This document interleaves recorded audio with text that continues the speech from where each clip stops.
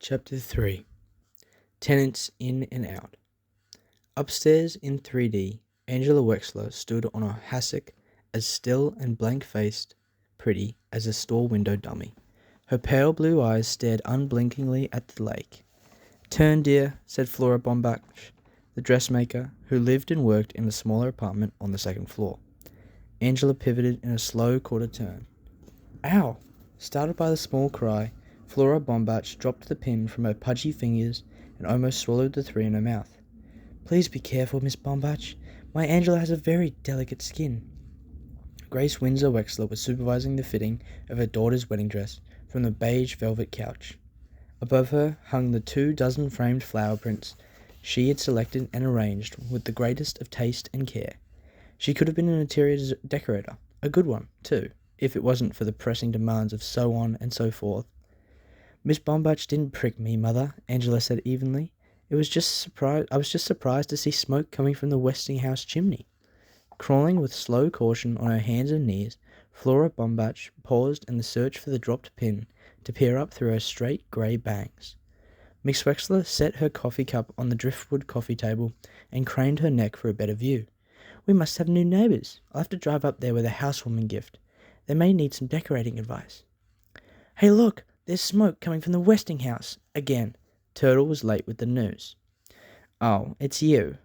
Miss Wexler always seemed surprised to see her other daughter, so unlike golden-haired, angel-faced Angela. Flora Bombach, about to rise with the found pin, quickly sank down again to protect her sore shin in the shag carpeting. She had pulled Turtle's braid in the lobby yesterday. "Otis Amber says that old man Westing's stinking corpse is rotten on an oriental rug." "My, oh my," Flora Bombach exclaimed, and Miss Wexler clicked her tongue in an irritated tisked. Turtle decided not to go on with the horror story. Not that her mother cared if she had killed or ended up a raving lunatic. Miss Bombach, can you hem my witch's costume? I need it for tonight." Miss Wexler answered, "Can't you see she's busy with Angela's wedding dress? And why must you wear a silly costume like that? Really, Turtle, I don't know why you insist on making yourself ugly." "It's no sillier than a wedding dress," Turtle snapped back. "Besides, nobody's getting married anymore. And if they do, they don't wear silly wedding dresses." She was close to a tantrum. "Besides, who would want to marry that stuck-up, know-it-all, marshmallow-faced Dr. Denton?" "That's enough of your smart mouth." Miss Wexler leaped up, hand ready to strike. Instead, she straightened a framed flower print, patted her fashionably honey-blonde hairdo, and sat down again. She had never hit Turtle, but one of these days. Besides, a stranger was present. "Dr. Deer is a brilliant young man," she explained for Flora Bombach's ears. The dressmaker smiled politely. "Angela will soon be Angela Deer. Isn't that a precious name?" The dressmaker nodded. "And then we'll have 2 doctors in the family. Now where do you think you're going?" Turtle was at the front door. "Downstairs to tell Daddy about the smoke coming from the Westinghouse." "Come back this instant. You know your father operates in the afternoon. Why don't you go to your room and work on stock market reports or whatever you do in there?" "Some room. It's even too small for a closet." "I'll hem your witch's costume, Turtle," Angel offered. Miss Wexler beamed at her perfect child, draped in white. What an angel. Crow's clothes were black, her skin dead white. She looked severe, rigid, in fact. Rigid and righteously severe. No one could have guessed that under that stern facade, her stomach was doing flip-flops as Dr. Wexler cut out a corn. Staring down at the fine lines of pink scalp that showed through the podiatrist's thinning light brown hair did nothing to ease her queasiness, so softly humming a hymn, she settled her gaze on the north window. "Smoke! Watch it!" Jake Wexler almost cut off her little toe, along with the corn. Unaware of the near amputation, the cleaning woman stared at the Westinghouse. "If you will just sit back," Jake began, but this patient did not hear him. She must have been a handsome woman at one time, but life had used her harshly. Her faded hair, knotted in a tight bun on the nape of her gaunt neck, glinted gold-red in the light. Her profile was fine, marred only by the jut of her clenched jaw. Well, let's get on with it. Friday was his busy day. He had phone calls to make. "Please sit back, Miss Crow. I'm almost finished." "What?" Jake gently replaced her foot on the chair's pedestal. "I see you've hurt your shin." "What?" For an instant their eyes met, then she looked away. A shy creature, or a guilty one. Crow averted her face when she spoke. "Your daughter, Turtle, kicked me," she muttered, staring once again at the Westinghouse. "That's what happens when there's no religion in the home. Sandy says Westing's corpse is up there, rotting away on an oriental rug, but I don't believe it. If he's truly dead, then he's roasting in hell. We're all sinners. All." "What do you mean his corpse is rotting on an oriental rug? Some kind of Persian rug. Maybe a Chinese rug." Mr. Hu joined his son at the glass side wall of the fifth-floor restaurant. "And why were you wasting precious time listening to an overage delivery boy with an overactive imagination, when you should have been studying?" It was not a question. Doug's father never asked questions. "Don't shrug at me. Go study." "Sure, Dad." Doug jogged off through the kitchen. It was no use arguing that there was no school tomorrow. Just track practice.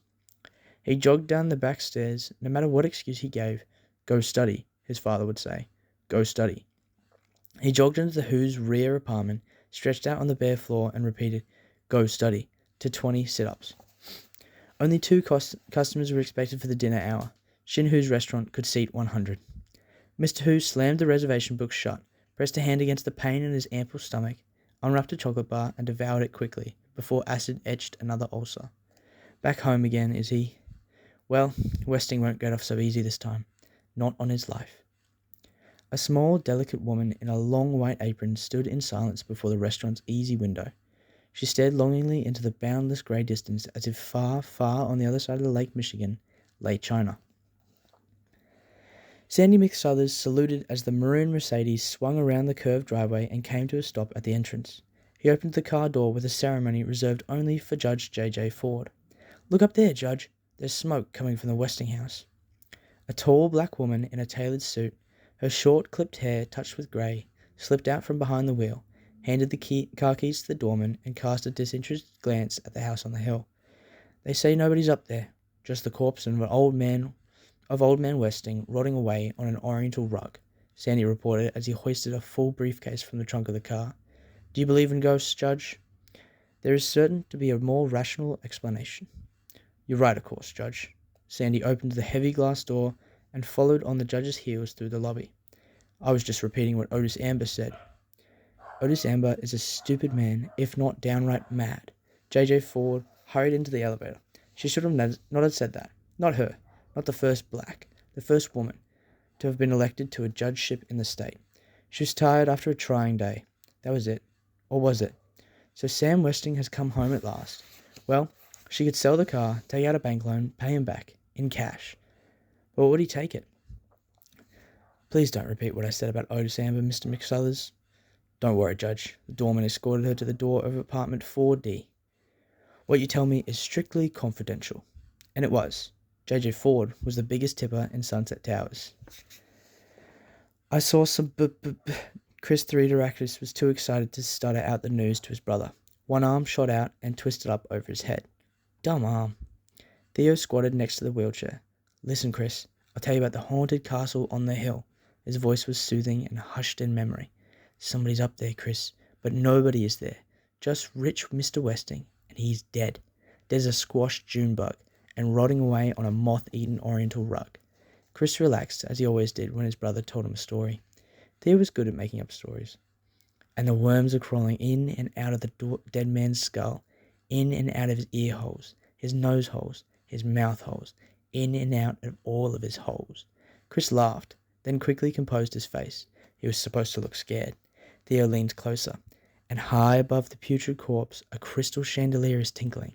It tinkles and twinkles, but not one breath of air stirs in that gloomy tomb of a room. Gloomy tomb of a room. Theo will make a good writer someday, Chris thought. He wouldn't spoil this wonderful, spooky Halloween story by telling him about the real person up there, the one with the limp. So Chris sat quietly, his body at ease, and heard about ghosts and ghouls and purple waves, and smiled at his brother with pure delight. "A smile that could break your heart," Seidel Pulaski, the tenant in 3C, always said. But no one paid any attention to Seidel Pulaski. Seidel Pulaski struggled out of the taxi, large end first. She was not a heavy woman, just wide-hipped from years of secretarial sitting. If only there was a ladylike way to get out of a cab. Her green rhinestone-studded glasses slipped down her fleshy nose, as she grappled with a tall triangular package and a stuffed shopping bag.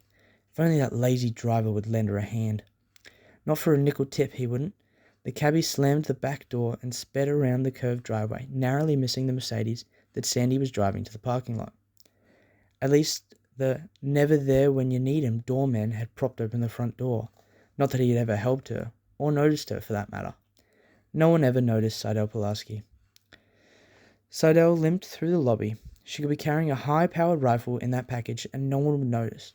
She'd moved to Sunset Towers, hoping to meet elegant people, but no one had invited her in for so much as a cup of tea. No one paid any attention to her, except that poor crippled boy whose smile could break your heart, and that bratty kid with the braid. She'll be sorry she kicked her in the shin.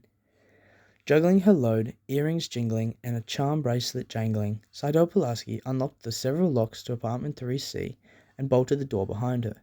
There'd be fewer burglaries around here if people listened to her about putting in deadbolt locks, but nobody listened. Nobody cared. On the plastic-covered dining table, she set out the contents of the shopping bag. 6 cans of enamel, paint thinner, and brushes. She unwrapped the long package and leaned 4 wooden crutches against the wall. The sun was setting over the parking lot. Seidel Pulaski did not look out her back window. From the side window, smoke could be seen rising from the Westinghouse, but Seidel Pulaski did not notice. No one ever notices Seidel Pulaski, she muttered, but now they will. Now they will.